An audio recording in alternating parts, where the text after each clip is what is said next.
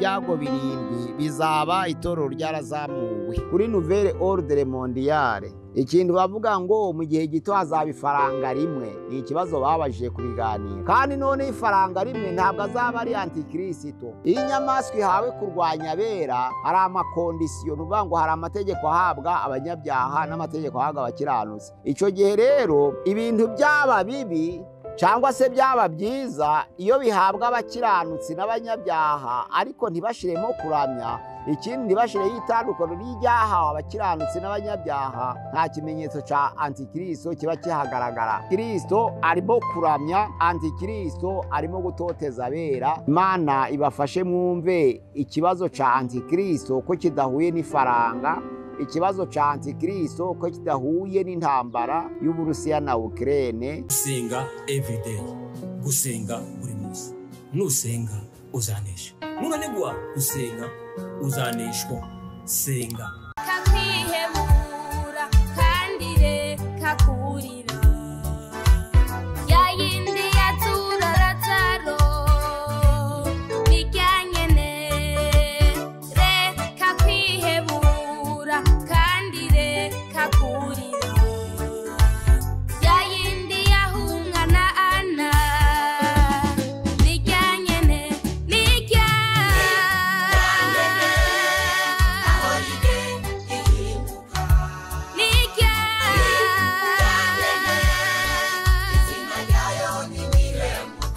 Twongeye kwasuhuza bene data batwumva batugana kuri channel ya Gusenga Everyday. Tugiye kuganira ijambo ry'Imana ry'ibibazo batubajije ku biganiro twatanze mu minsi yashize. Ibyo bibazo rero turabifite hano, nibyo tugiye kuganiraho mu gihe kigufi cy'iminota nka 30 kugira ngo bene data bafite amatsiko go kumenya kandi mwagize neza kubaza no gushaka gusobanukirwa, nibyo ngiye kusubiza muri aka kanya.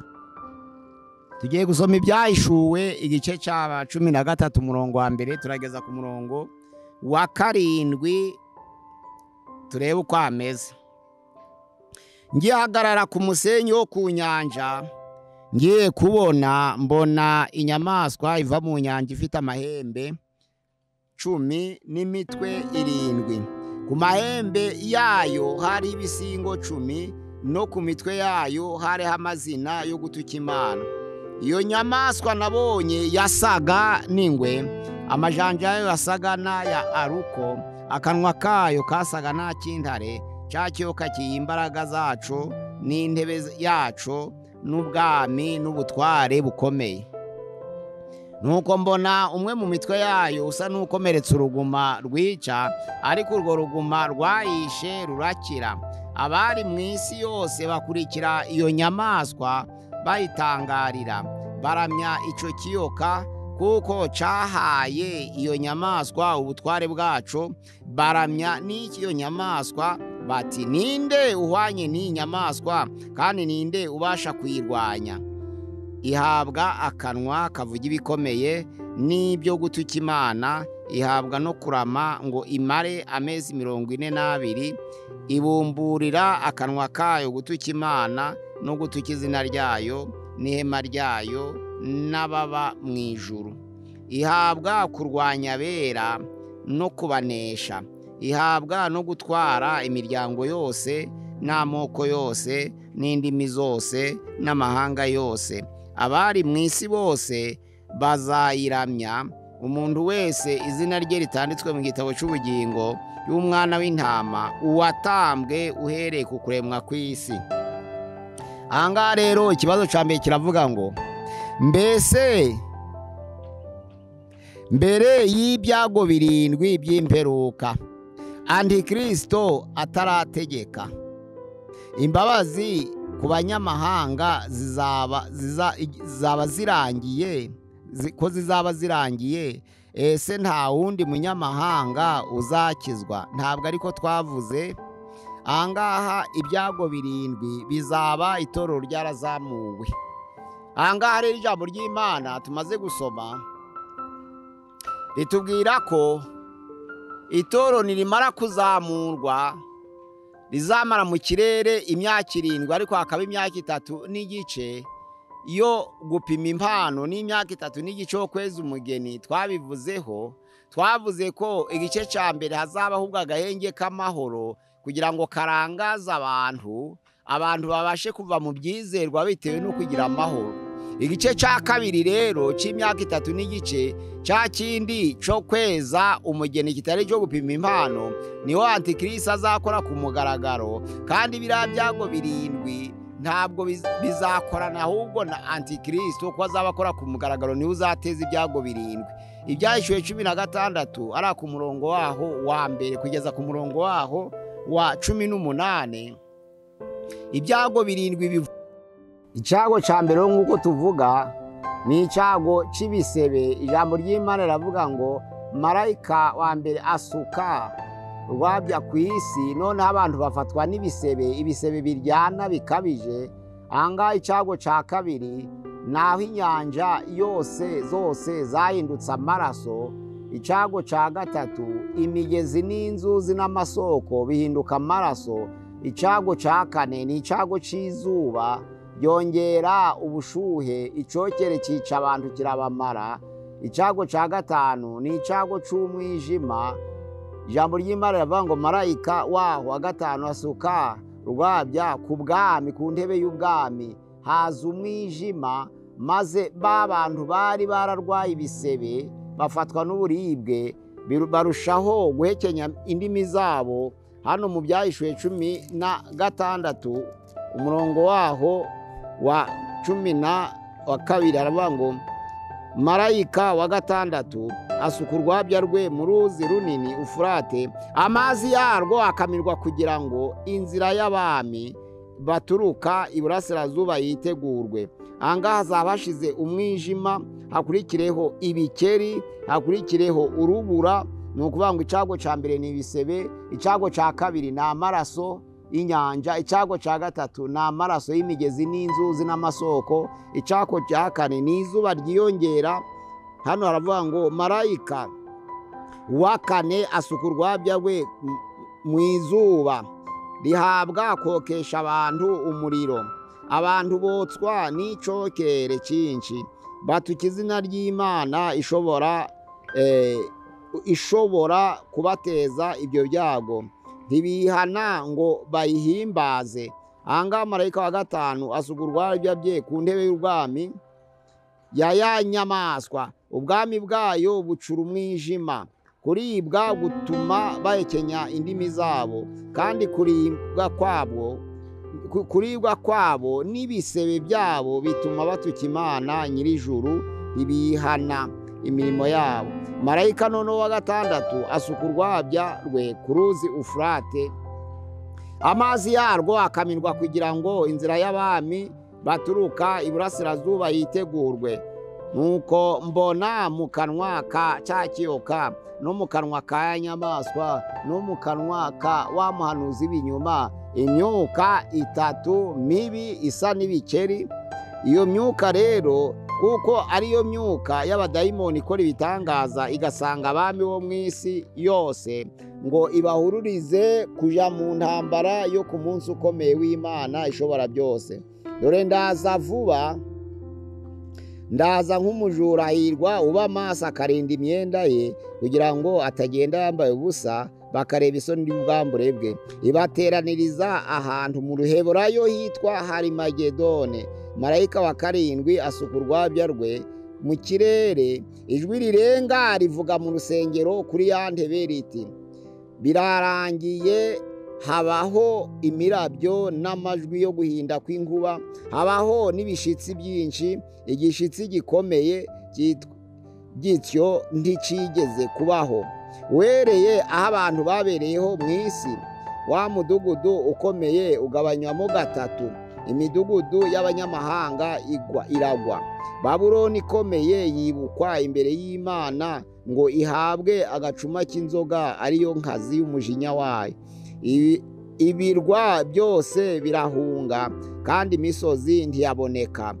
Urubura rukomeye rumanukira abantu ruvuye mu ijuru, ibuye ryarwo rimwe riremera nk'itaranto.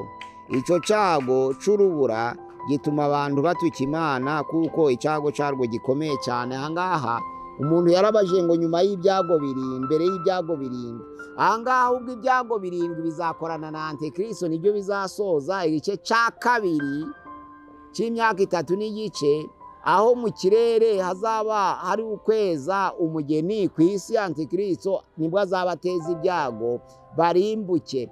Noneho rero abapremilenariste bemera ko itorero rizazamurwa rikimana n'abera imyaka 1000 mu ijuru. Hano ku isi hazaba imirimo y'igice cya mbere cy'imyaka 3 n'igice n'igice cya kabiri cy'imyaka 3 n'igice. Ahangaha hari ibyo byago birindwi nibyo bizahaba, noneho bizarimbura abantu bibarangize. Nyuma ya babahamya babiri nta n'urubura ruzasoza, kuko ahangaha urubura ruzaba ruremeye y'itaranto imwe. Iyo taranto ahangaha mu bushakashatsi mu zindi za Bibiliya havuga ko urubura ruzaba ruremeye nk'ibiro 45. Urwo rubura ruzaba ruturutse mu ijuru ruremeye nk'ibiro 45, rukikubita ku mazu ruzayasenya, rukikubita ku bantu bazapfa bashire. Ahangaha ntawe uzarokoka n'umwe. Kuvuga ngo abanyamahanga ngo imbabazi zaba zishize, ahubwo bazashirana n'ibyago birindwi bizaba ku isi ku bafite tendance ya premillenarianisme n'abafite tendance ya postmillenariste. Abangaba b'abanyabyaha bazarimbuka mu gihe cyo kuzamurwa kw'itorero, kuko nta myaka 1000 izabaho abera bari mu ijuru n'abanyabyaha bari ku isi. Abapostmillenariste ntibabyemera, bavuga ko abanyabyaha n'abakiranutsi bazazukira rimwe. Ara muri Daniel igice cyaho cya 12 umurongo waho wa mbere kugeza ku murongo wa 3 aravuga ngo maze icyo gihe Mikayeli wa marayika ukomeye azahaguruka. Azaba ari igihe cy'umubabaro utarigeze kubaho, uhereye igihe amahanga yabereye ukageza icyo gihe. Maze icyo gihe abantu bawe bazabanditswe mu gitabo bazarokoka. Ijambo ry'Imana riravuga ngo bamwe bazazukira ubugingo buhoraho, abandi bazazukira gukorwa n'isoni no gucirwaho iteka. Ahangaha havuga ngo abanyabwenge bazarabagirana nk'umuco w'isanzure ry'ijuru, ariko abahindure benshi ku bukiranutsi bazaka nk'inyenyeri iteka ryose. Abari muri postmillenariste bavuga ko kuzuka kw'abanyabyaha n'abakiranutsi bizabera rimwe, bamwe bakaja iburyo abandi bakaja ibumoso. Ab'iburyo ari ukubona ubugingo, ab'ibumoso ari ukurimbuka no gucirwaho iteka. Ahangaha batandukanye n'abamillenariste bavuga ngo iriya myaka 1000 ntabwo ari imyaka ibarwa, ahubwo ni mu buryo bw'umwuka. Abantu benshi rero bari muri tendance amillenariste, abandi bakaba muri tendance premillenariste, abandi bakaba muri tendance postmillenariste. Aba postmillenariste n'aba premillenariste bemera imyaka ibarwa, ariko bamwe bakavuga ko aba poste ko imyaka yatangiriye kuva ku kuzuka kwa Yesu kugeza Yesu agarutse zaba yarashize. Ahangaha rero nta banyamahanga kubizera premillenariste bavuga ko itorero rizazamurwa mu Batesalonike igice cya iya mbere ibice 4 umurongo wa 13 kugera ku murongo wa 18.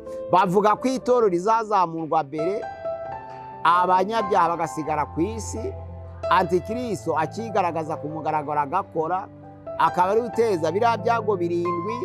Abo mu ijuru ntibazahura nabyo, ariko abo mu isi bazasogongera ku mbabazi z'Imana. Abanyamahanga ni igihe c'abahamya babiri, ni igice cya 3 cy'umuzuko wa mbere kivuga ngo nyuma y'uko abahamya babiri barangiza guhamya, inyamaswa izaturuka ikuzimu ibarwanye ibice, noneho barambarare ku isi. Noneho wa mudugudu ukomeye ari wo witwa Sodome na Egiputa mu buhanuzi, ni wo wita Yerusalemu kuko niho umwami wabo yavukiye. Ahangaha rero kuko azabishwa na Antikristo wambitse imbaraga b'isi, ijambo ry'Imana riravuga ngo ntibazihanganira guhambwa kwabo, bazarambarara hasi. Noneho bakibareba, ijambo ry'Imana riravuga ngo haba igishyitsi cyinshi. Noneho humvikana ijwi rirenga rivugira mu ijuru ribabwira ngo nimuze hano. Ijambo ry'Imana riravuga ngo barazamuka bava mu bantu barema, bazamurwa mu bantu babakurwamo, abantu bafatwa n'ubwoba. Ahangaha babavamo babireba, barazamuka baja mu ijuru gusanganira abari mu cyumba cyo kweza umugeni kugira ngo bazamanukire ku isi no kwima ingoma ariko bavuye mu ijuru. Aba ni abaposeminarisite bavuga ko ubwami bw'Imana buzaza nyuma y'imyaka 1000. Yesu amaze kwimana ndabera, Antikristo na wa muhanuzi w'ibinyoma barapfuye mbere y'imyaka 1000. Satani akazabasanga mu nyanja y'amazuku nyuma y'imyaka 1000. Ikibazo cya kabiri kiravuga ngo ese abanyamahanga bazasigara bazarya ku bwami bwa Kristo bw'imyaka 1000 bitwa abanyamahanga. Yesu agarutse ubwa kabiri bazamera bate? Anga ntabwo Yesu azagaruka ku bwa kabiri abatizeye bakiriho. Oya, ahubwo abatizeye kuko bazaba barimbutse ku ntambara ya Harimagedone, ariyo noneho izasoza biriya byago 7. Nta munyabyaha uzongera kuboneka, nta munyamahanga uzongera kubaho nyuma y'iyo myaka ku bapreminarisite, kereka ku baposeminarisite. Ariko ahangaha turi ku myizerere yaho Yesu azimana ndabera mu ijuru imyaka 1000, noneho bakazongera nyuma y'imyaka 1000 bakazaragwa ubwami bw'iteka, kandi abakiranutsi b'Imana bakazima mu isi. Hariya muri Petero ya 2 ibice 3:13 havuga iby'isi nshya n'ijuru risha. Ese ni isi y'imyaka 1000 cyangwa ni ijuru ry'imyaka 1000? Oya, isi nshya izaba itarabaho. Ijambo ry'Imana riravuga ngo hahirwa abakene mu mitima yabo kuko ubwami bwo mu ijuru ari ubwabo. Ariko ku murongo waho wa 5 baravuga ngo hahirwa abagwaneza kuko bazaragwa isi. Hahirwa abakene mu mitima yabo kuko ubwami bwo mu ijuru ari ubwabo. Hahirwa abagwaneza kuko bazaragwa isi. Hariya muri Yesaya 66 murongo wa 1 avuga ngo ijuru ni intebe yanjye, isi nayo ni intebe y'ibirenge byanje, muzanyubakira nzuki. Ahangaha Yesu yashaka kuvuga ko ubwami bw'Imana bwubaka mu mitima y'abera. Ahangaha rero isi nshya ivugwa ntabwo ari y'imyaka 1000 n'ijuru risha si imyaka 1000, ahubwo nyuma y'imyaka 1000 niho hazaba isi nshya, ubwo ururembo rwera Yerusalemu ruzamanuka ruva mu ijuru, Uwiteka akaba hagati y'ubwoko bwayo. Hariya mu Byahishuwe 21 haravuga ngo mbona ijuru risha n'isi nshya, kuko ijuru rya mbere n'isi ya mbere byari byashize, n'inyanja yari itakiriho. Mbona ururembo rwera Yerusalemu nshya rumanuka ruva mu ijuru ku Mana rwiteguye nk'uko umugeni arimbishizwa umugabo we. Numva ijwi rirenga rivugira kuri ya ntebe rivuga riti, dore ihema ry'Imana riri hamwe n'abantu, kandi izaturana nabo bazaba abantu bayo, kandi Imana ubwayo izabana nabo iba Imana yabo. Ijambo ry'Imana rivuga ngo izahanagura amarira yose ku maso yabo, urupfu ntiruzongera kubaho ukundi, nta no gutaka, nta no kuribwa, kuko ibya mbere bizaba bishize. Ahangaha ntabwo isi nshya ari imyaka 1000, ntabwo n'ijuru risha ari imyaka 1000, ahubwo ni iby'iteka.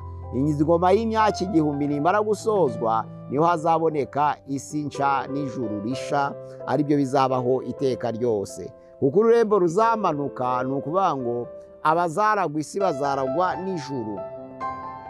Kandi aravuga ngo ese kuri nouvelle ordre mondiale ikintu bavuga ngo mu gihe gito hazaba ifaranga rimwe. Ni ikibazo babajije kubiganira. Hazaba ifaranga rimwe, noneho iryo faranga rimwe rihuza amahanga yose, kandi noneho konte ibimwe, kandi ya konte ibonekere mu maraso.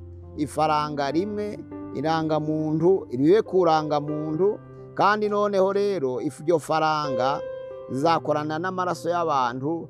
Ahangaha ntabwo bishoboka. Ifaranga rimwe rizabaho, kandi rizaba rifashije ab'isi ku ngendo no ku mikoranire, kuko ntabwo bizangombwa ngo abantu bahindura amafaranga cyangwa baje kuvunja. Rizabaho ari ryiza kuko rizahuza abantu bose, kandi abantu bagahahirana mu buryo bworoshe, kandi ibintu bikagira agaciro nk'iby'ahandi, bamwe ntibahenda abandi. Iryo faranga rizaza kandi turarikeneye, ariko kuvuga ngo konte y'umuntu ngo izakorana n'amaraso ye, kugeza na n'uyu munsi abanyamahanga bateye imbere ntabwo babashije kurema umuntu, kereka iryo faranga bariremye bakarishyiramo serire zimeze nk'iz'umuntu, na robo ubwayo ntabwo yakorana n'umuntu muzima. Kanswe ifaranga, nta faranga ruzakorana n'amaraso, ntabwo byashoboka, kuko abazungu kugera n'ubu ntabwo baragira ubushobozi bwo kurema umuntu, ntabwo bashobora no guhuza ifaranga na za serire z'umuntu kugira ngo banki ibashe kwandikwa mu mubiri w'umuntu. Ariko ifaranga rimwe ryo ribayeho twaba tugize amahirwe kuko imikoranire yatworohera, kandi none ifaranga rimwe ntabwo azaba ari antikristo. Oya, abantu benshi batekereza ko ifaranga rimwe arizo zitwa antikristo.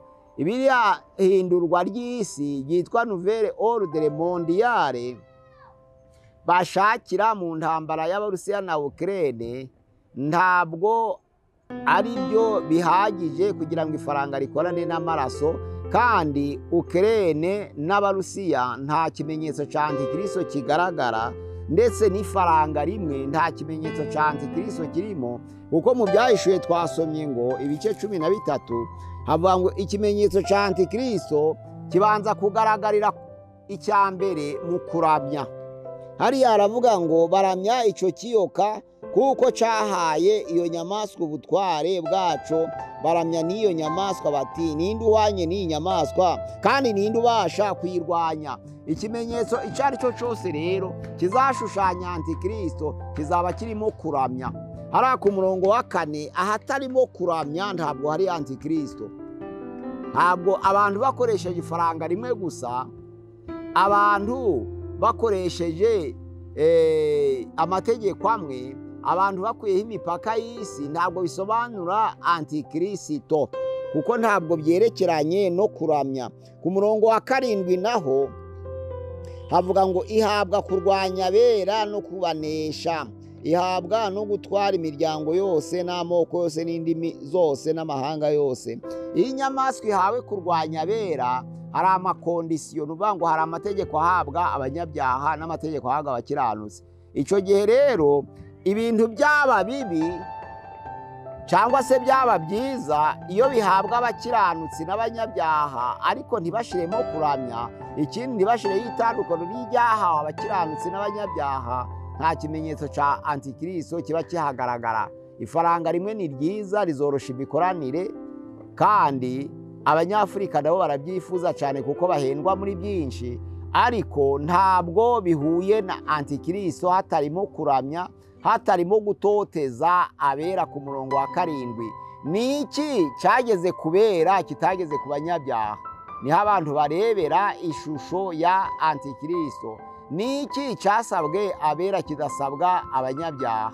Kuko ntabwo abanyabyaha n'abakristo basabwa bimwe, kandi antikristo ntabwo yazira gutoteza abanyabyaha, ahubwo azabaje gutoteza abera. Ahangaha rero ifaranga rimwe, nouvelle ordre mondiale, nubwo igihugu cyaba kimwe, abantu bagakoresha ifaranga rimwe, bakagira ubuyobozi bumwe, ntabwo byari byagira ishusho ya antikristo, bitarimo kuramya, bitarimo no gutoteza abera.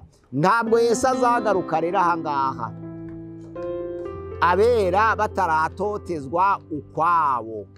Ikindi kimenyetso cya antikristo, hari ibyo kizasaba kuramwa, nuvuga ngo abera ntibakiramya bafatwe n'ikimenyetso cya nyamaswa. Ahangaha rero ntabwo ari byo, ntabwo ifaranga rimwe rihuye n'ikimenyetso cya nyamaswa, ntabwo intambara y'Abarusiya na Ukraine ihuye na nouvelle ordre mondiale ngo igere ku kimenyetso cya nyamaswa. Gusa ahangaha hari uguhangana kw'iburasirazuba n'iburengerazuba. Ahangaha iyo bavuga iburengerazuba bavuga Leta z'Ubumwe za Amerika zifatanije n'Uburayi. Noneho rero kuko Uburusiya nabwo buri mu nzira yo kwifatanya n'Ubushinwa, bikaba byarifatanije, Mosiko na Peke bikaba biri kumwe, Ubuhindi nabwo bikaba muri ruhande rw'Abarusiya n'Abashinwa. Ahangaha ni bloke communiste irwana na bloke capitaliste. Ahangaha ntabwo ari ikimenyetso cya nyamaswa. Ntabwo ari ukuvuga ngo abari muri capitalisme ni ikimenyetso cya nyamaswa, ntabwo ari ukuvuga ngo abari muri communisme ngo bari mu kimenyetso cya nyamaswa, ahubwo ni bloke zihanganye kugira ngo zishirane ku gipimo ku byerekeye ubutunzi bwabyo, noneho barebe ninde uzaba igihangange ku isi. Aha rero side ni ukuvuga ngo amajepfo, ibihugu bya Afurika n'ibihugu bya Amerika y'amajepfo n'ibihugu byinshi bya Aziya bishigikiye Uburusiya, naho ibihugu bikeya cyane bitarenze 40 bishigikiye uburengerazuba. Aha rero ni bloke zihanganye kugira ngo barebe komunisme na kapitalisme ikizagira imbaraga kubera ku buhangange bw'ubutunzi. Ntabwo bihuye na Antikristo. Ntiwabaje ikibazo ngo mbese ifaranga rimwe rigira iryo rihuriyeho na Antikristo? Ese irantambara y'Uburusiya na Ukraine bigira aho bihuriye na Antikristo? Ntaho bihuriye ukurikije ibyanditswe byera, kuko ntabwo Uburusiya burwana na Ukraine bubusaba kuramya, ahubwo bapfa ubutaka. Ntabwo rero uburengerazuba butabara Ukraine kurwanya Uburusiya kugira ngo bigishe Abarusiya kuramya cyangwa bigishe Ukraine kuramya. Ahatari ukuramya hakaba hatari ugutoteza abera, nta Antikristo uhari. Imana idufashe kugira ngo ababaje ibibazo bumve ibisubizo nabitanze. Ikibazo ca mbere, icya kabiri, icya gatatu, icya kane nico dusozerejeho. Abadukurikira rero kuri channel ya Gusenga everyday, mukurikirane neza. Antikristo arimo kuramya, Antikristo arimo gutoteza abera. Nta biri mu Burusiya no muri Ukraine, nta birangwa no kurema ifaranga rimwe rihuza amahanga, ahubwo turabyishimira. Kandi abatekereza ko hari ifaranga rizahura n'amaraso y'umuntu, noneho mu kiganza, ubundi ijambo ry'Imana rivuga ngo ikimenyetso mu kiganza no mu ruhanga. Abaposte milenariste bavuga ko mu kiganza hariya no mu ruhanga hari aho kwerura no kuvuga umuntu ahishe, ariko noneho mu ruhanga kwerura, mu kiganza kubikora rwishwa ariko wabyemeye. Ntabwo ari byo. Ifaranga ntabwo ari Antikristo, ni ryo guhuza no korosha ubucuruzi mu mahanga yose. Murakoze. Imana ibafashe mwumve ikibazo ca Antikristo ko kidahuye n'ifaranga, ikibazo ca Antikristo ko kidahuye n'intambara y'Uburusiya na Ukraine. Ntabwo ikibazo ca Antikristo gihuye na bloke y'Abarusiya, abakomuniste n'abakapitaliste. Oya. None ngaha ijambo nani abagerageje gukoresha amateka bavuga ko ikibazo kiravuga ngo mbese uburengerazuba bumariye iki ibihugu by'amajepfo. Aha ngaha uwabikozeho n'uwitwa Alexander Stab, baravuga ngo ni premier ministre wa Ireland. Noneho uburengerazuba icyo bugomba gukora, bugomba gukoresha politike bukigana bimwe mu bitekerezo by'abanyamahanga bishobora gutuma abantu bava mu bucakara, bava no mu bukoloni. Ariko aha ngaha aravuga ngo ibyo ngibyo ntabwo bigaragaza kugera ku ngabano n'ibisabwa ku nouvelle ordre mondiale mu gihe cyo bagifata bo mu majepfo cyangwa se Amerika y'amajepfo na Afurika nk'abacakara. Noneho icyo dushaka nuko abantu batakabya kuja hejuru y'abandi. Hano ngaha bavuga ko ntaho bihuriye na Antikristo, ahubwo ni abantu bashaka kuzamura ubutunzi bwabo, haba muri bloke kapitaliste, muri bloke komuniste, ni abashaka kuzamura ubutunzi bwabo. Ntabwo Antikristo ikimenyetso cyayo cyari cyagaragara kitarimo kuramya no gutoteza abera. Imana ibafashe kubabajije ibibazo turabisubije, kandi murushaho gusobanukirwa, kandi mwongere mubaze kugira ngo ubutaha tuzasobanure n'ibindi muzamutumvise neza. Murakoze. Imana ibagire neza mu izina rya Yesu. Ni Pastor Mpazibirego usubije ibibazo 4 byabajijwe n'abantu bakurikiye eschatology. Aha ngaha rero nimero ya WhatsApp 0786696620 0786696620 kuri channel ya Gusenga everyday. Murakoze kubabajije ibibazo. Imana ibahe umugisha. gusenga everyday, gusenga buri munsi. Nusenga uzanesha. Nunanigwa gusenga uzaneshwa. Senga.